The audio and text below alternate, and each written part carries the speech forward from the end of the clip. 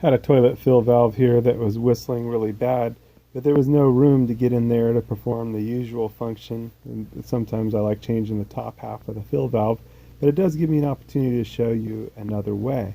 You could replace the whole fill valve, but you could also actually take this portion, turn it to the side, and then you could pull it off the float spindle part that just pops in.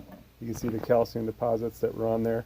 Now, cleaning the deal isn't my deal. I'm just doing the repair, but I wanted to flush it out to prevent any callbacks, to prevent any debris from staying in there.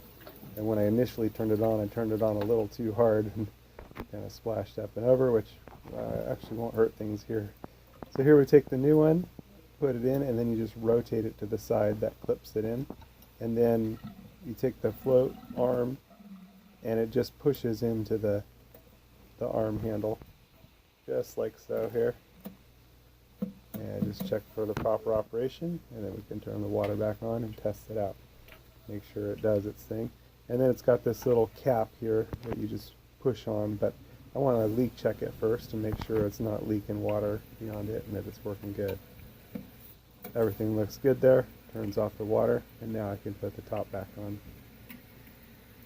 And it just presses into place. Again, checking to make sure it shuts off. And then we'll just make sure it's got a good flush power. We can adjust that if needed to be. I show that in another video.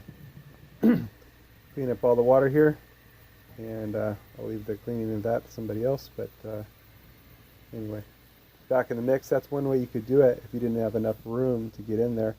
And you can see all the calcium deposits here. If those get just right, then it'll make the toilet whistle.